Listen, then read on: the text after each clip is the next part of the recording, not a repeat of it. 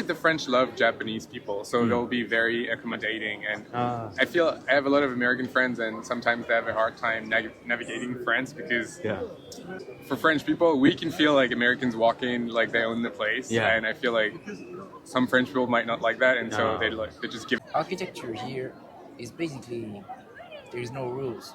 It seems like that because you can see any kind of type of architecture. You can see any different color, any different texture on the wall, on the exterior wall, and any different form and really different shapes. So you can ask, like, there is no rule to construct. You can build anything you want, but no.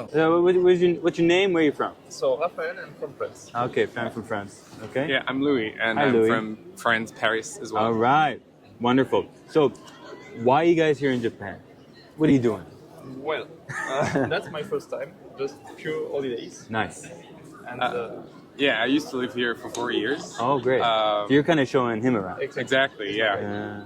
That's pretty much it. I used to live here, I did my master's here, and then I worked for a little bit. Okay. And then 6 years ago, I moved back to France, and now I'm doing my own thing. I started my business where I sell Japanese products online to French people. Food products. Okay.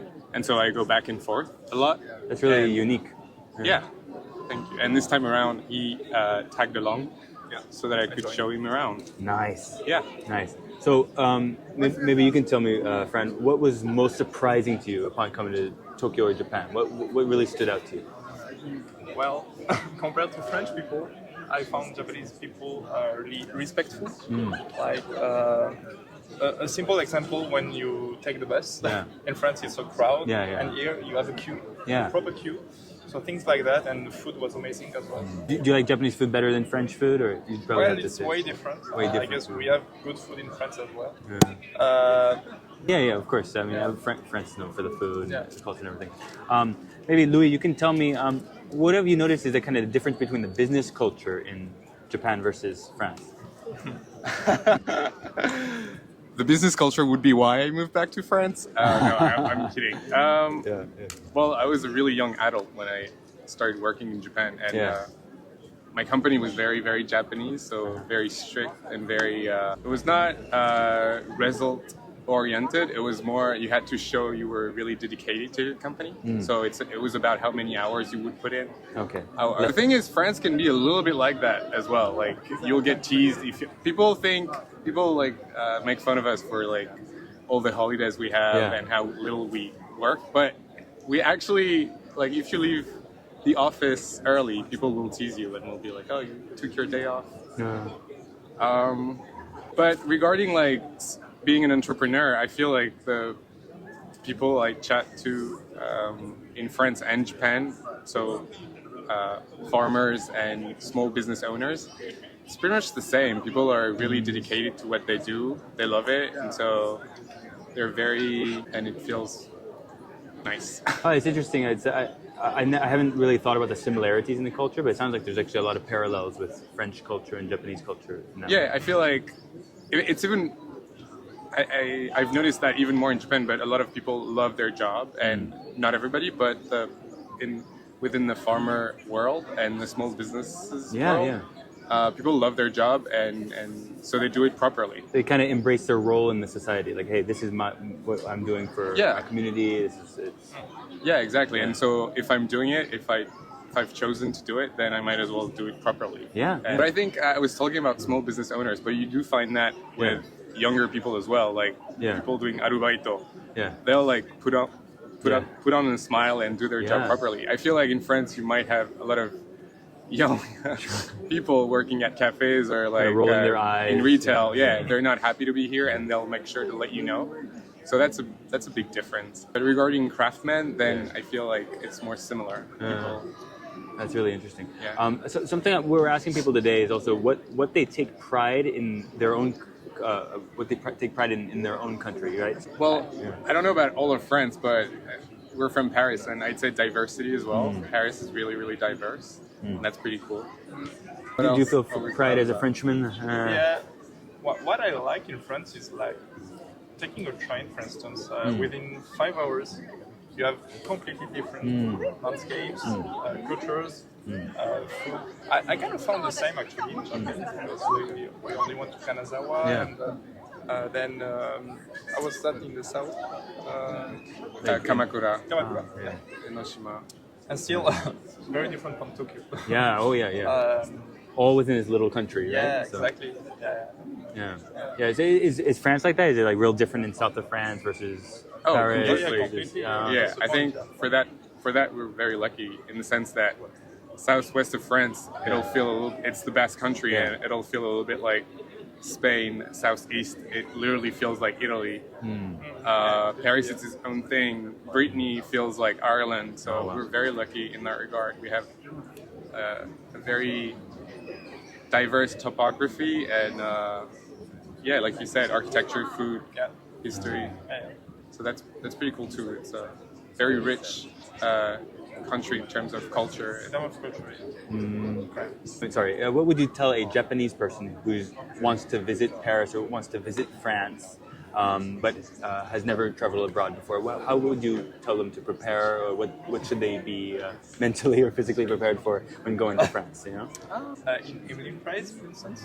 What's that? Like Emily in Paris. Oh yeah. It's not not like Emily in Paris. What you could find in France. Well, just like Emily in Paris is a good example, or what's it called, Midnight in Paris. It's a little older, but it portrayed like a very idealistic Paris. Yeah, and also the Japanese are known to be very nice, polite, respectful, and so like pickpockets or pickpockets might take advantage of them. So just be aware of that. But also, as soon as like when you ride the subway, just get your backpack or your bag in front of you.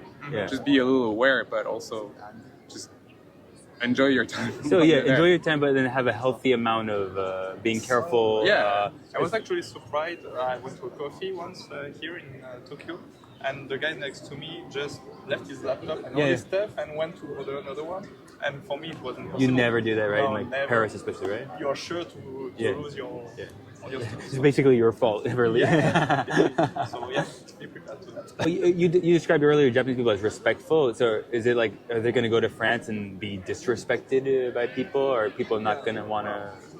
I don't know, but be the French welcoming? I feel like the French love Japanese people, so they'll be very accommodating. And I have a lot of American friends, and sometimes they have a hard time navigating France because for French people, we can feel like Americans walk in like they own the place. And I feel like some French people might not like that, and so they just give it back to the Americans. But So my experience would be different, right, in France but I versus feel like Japanese. You know? Japanese French people are essentially they love French people love Japanese people, so I feel like they'll be very nice and accommodating. I think that's like really I said. reassuring for them, you know, because there is something called like Paris syndrome in Japan. It's like they think like, they see Emily in Paris, they see old French movies, it's so romantic, you know, they have coffee under the Eiffel Tower or something. Maybe it's not everything is going to be exactly as they romanticize. But it's very dense. Just keep in mind, Paris is very dense, so you'll see a lot of people there. A lot of good and bad all together, right? You got to sort through it. And also like another tip would probably be to not just visit Paris, but explore a little more. Even the outskirts of Paris, you'll have pretty cool things to see within an hour, 90-minute like drive or bus ride. Versailles, Giverny, where Monet painted a bunch of paintings. So things like that, Great advice. Guys, thank you so much for the interview. I'm sorry to bother you in the middle of your picnic. You can start with like your name, where you're from. Okay. Nice to meet you. Nice to meet you. My name is Elliot Novak. What's that? Elliot Novak. Oh, Elliot. Yeah, Elliot Novak. I come from France. I'm coming to Japan for study architecture. Ooh, that's really cool. So I'm here for 1 year. It's been 7 months I'm here, and so I present you my girlfriend. She joined me 1 month ago for a big trip around Japan. Oh, that's awesome. So we just finished it, and she's leaving in 2 days. So this is the end of the trip. And I stay here for 3 months more, and after that I come back to France. That's really cool. What's your name? My name is Alice, and I'm French too, and I am in the same school as Elliot. So I study architecture too. And it's been 1 month and a half since we began the trip. And yeah. That's really cool. Yeah. We went to South Japan. Yeah. So we start by Like Okinawa. Kyushu? Yeah. Okinawa. Yeah, sure. really south. Yeah. And then we go to Oita. Yeah, Come to yeah. Fukuoka. You go to like Beppu and see Yes, the... Yeah. we visited Beppu. It was wonderful. Yeah. And we go to after we take a regional pass to take the train, the Seichun to Hachiki. Oh, yeah. And we talk only local trains between all our destination and going to Tokyo. So we go to Hiroshima. We went to after that we went to Naoshima, Teshima, Inujima Islands. That was beautiful. We went after to Kyoto, Osaka, and Nara, and then we went to Kanazawa, and after that we finished by going into the mountain, see the famous village Shirakawago, Yeah. and then taking the Nakasendo and going down to Hakone, and then we went there. Oh, Hakone. Yeah. You visited the best places. Probably as architecture major, you know like where all the good stuff is, right? That's really cool. Can I ask you what surprised you most coming to Japan? Actually, we were just talking about that just before. We were surprised about the security. Don't worry about your stuff, a priceless bag or anything. You can wear it, and you're not worried about being steal or anything. So you can put your cell phone on a table if you want to. I don't know. Make something else. Just 5 minutes. And there is no problem with that. So it's really peaceful. It's comfortable. So I like it. Do you feel the same, Elise? Yes, the same. And I think that everything is really well organized. The subway and everything, and they just stay calm, and yeah, I think it's really peaceful most of the time. People don't get angry or I don't know. It is like a big machine. I heard about the principle of tatemae and honmae. So there's these two faces of the people in Japan, the private face and the public face.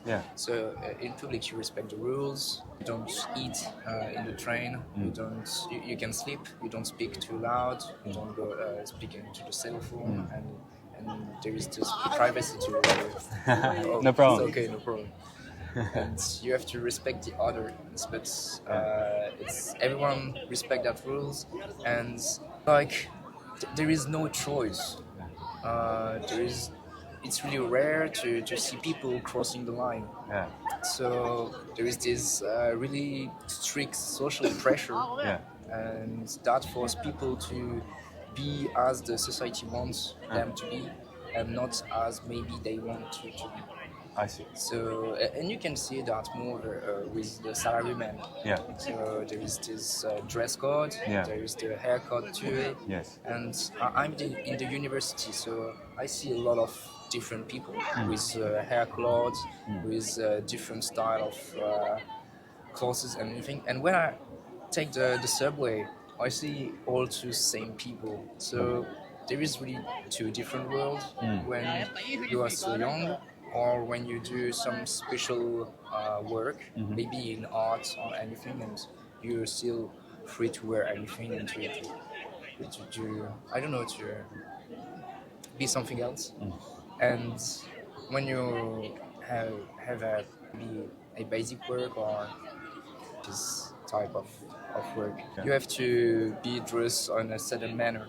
Otherwise, no one will maybe allow you to work or to have a career or anything. So this is a little bit stressful when I think about it. Otherwise, I can understand all these rules because the results is peaceful and security. So maybe it's bad for good. Have you noticed the same, Elise? And also I noticed that a lot of Japanese are spend a lot of time on their phone and take a lot of pictures everywhere. It always surprises us. I don't know why, but when we see here people on the grass, a lot of people just take pictures of themselves. And, I don't know. Sometimes it's strange. Interesting. You guys are into architecture. But have you noticed anything interesting or different about the architecture here that you can learn from? Basically, if you compare Europe to Japan, not just Tokyo, architecture here is basically there is no rules. It seems like that because you can see any kind of type of architecture. You can see any different color, any different texture on the wall, on the exterior wall, and any different form and really different shapes. So you can ask, like, there is no rule to construct. You can build anything you want, but no, there is effectively rules. You need to respect a code. There is regulation to avoid building collapse, to avoid disaster when there is a season or tsunami or catastrophe like that. So there is strong rules here. But about aesthetic, here there is no peculiar rules. About aesthetic in France, for example, there is rules. You have to have a building with a specular shape. Like in a lot of village, you have to have a roof with two slope. It's an obligation. You cannot build anything else like that. You have to sometimes to have peculiar color. You have sometimes to have peculiar texture on the outside. The height. Yes, the height, and the height also is limited. In Japan, there is some limitation of height sometimes, but sometimes if you have the money and if you convince people, it's maybe more easier to do what you want to do because it's always there is the limit of money. Money is just about convince the right people and the right investors. Yes. Maybe the collective. If the whole town wants it, they can So invest it. when you have the will to do it and the people that join you, you can do anything. But in France there is rules and you cannot go against legislation. That's interesting. It's more difficult. So maybe it's more free in Japan for building things. But the result is something really weird sometimes. Sometimes there is new aesthetics interesting, and you go in a place and you feel lost. You feel in a different world. And you can go in another district and you feel totally different. Interesting though. Something we're asking people today is what they're prideful about with their country. Are you particularly prideful about the architecture or something else in France? Yes, we're proud of a lot of things, I think, in France. Architecture, yes. Culture, food. For me, it's more freedom of speech. Because every country has this freedom of speech, but in France, there is this kind of conflict when you argue about something, and it's not. You have to say something. You have to have a point of view of the subject. You can say, yes, I don't know, but this is also a point of view. It's difficult to say in France because in France we always you expect them to have a point of view on the subject. So, So you can't give non-answers. I if can't you say I don't don't. have, sometimes you feel like a fool. Yeah. But It's like you haven't thought about this. You haven't even thought about it. But in fact, you just have to accept it. And something that our Japanese viewers don't know is that like France has a unique history of like not just freedom of speech, but also like using like hiniku yuma, like sarcastic humor.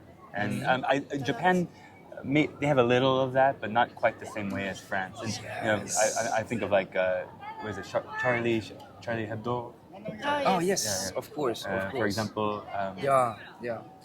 Maybe they don't understand what that kind of humor or culture is, and so can you kind of explain like kind of sarcastic humor? Yeah. I think it's part of the idea of conflict. Like you have to make people have a point of view. So you drastically make a drawing that make them think no, that's bad. Or, oh, yeah, that I totally agree. People that don't think that they are, I don't know, dumb or anything. And they want people to react. They want to take position. That's the important things. In Japan, I talk about that with Japanese friends. It's more about compromise. It's more about negotiation. Always. So the collectivism, Yes. let's come to a consensus. You can ask if we can maybe think another way, but it's just a question. And in France, it will be more proposal, or it's not a question. It's just not just consider it. Maybe we are wrong right now. We need to change now. So it's more quick, maybe. There's this idea of speedness. Yeah, maybe Japanese people, if there's a cultural question or a direct question, maybe they'll take their time or just kind of come up with an agreeable answer with the consensus of the group. But in France, you're saying maybe there's more of a I want to hear your opinion now. I have it. Maybe it's the idea of introduction. In Japan, everything have an introduction. When you think about architecture, there's the genkan. Yeah. And then you go inside the house. And for each room, there is also some introduction. There was that in historical architecture in France. There was we call that the vestibule and antichambre also, which it's the rooms that introduce people and make them wait before going to the office. Yeah, kind of the waiting room, the waiting area. But that was else. When you see all architecture in the streets in Japan, they have always trying to introduce the building before. Maybe say there is specific stones before in front of the buildings, or there is a garden, or there is maybe just a post and a roof, and after there is the entrance. And it's the same for the idea, and maybe it's links to Japanese philosophy, and who is linked to the religion and French religion too, because in religions we call in Catholic religions France there is this idea of substance. Things have their meaning in themselves. A religion in Japan, things don't have meaning.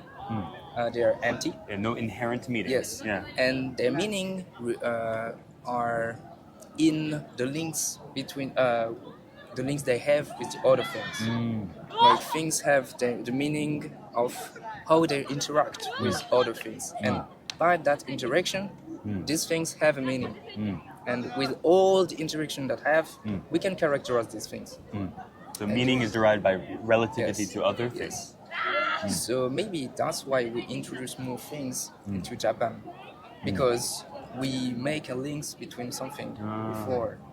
It's the same way I don't know, in a Japanese room with the tokonoma and the tokonoma? Yes, the alcove in the traditional Japanese room with the decoration on the wall, and sometimes the hikebana also. There is this idea of introduce an atmosphere for the guest that entrance into the room, and he can read the room with this decoration, and he can interpret or feel the meaning of the feeling of the people that host him. And there is this different introduction in Japan that make more clear the interaction between things and show you the complexity of the environment. In France, it's more direct, always, and that's it maybe to this idea of conflict. If you introduce things, you take time to ask questions, you take time to negotiate. If you are direct and you put the meaning to the things themselves directly, you go to the point every time. Straight to the point. And so there is maybe battle because you don't take the time to accept the other, because you are already something, and people say to you you are wrong, and you cannot say maybe it's right now. I'm not wrong. Why? Support your opinion or don't. So there is more conflict maybe in France because of that. It's a theory, I don't know. So, but conflict is necessary, you know. If people, if you don't have conflict, that means you're not expressing yourself. You're not comparing ideas, you know, and that can be bad too, right? You know, Japan has its own, problems. I think with indirectness, not addressing the problem at hand, not dealing with the issues. It takes too much time. So maybe in that way, that is a proud point of France. Is you can take on the issues, you bring it up, you discuss it, and you come to some kind of conclusion. Maybe you have an opposite opinion, but you come to some. That's really interesting. Thank you so much for making the time today. You're welcome. I didn't mean to disturb your picnic. So.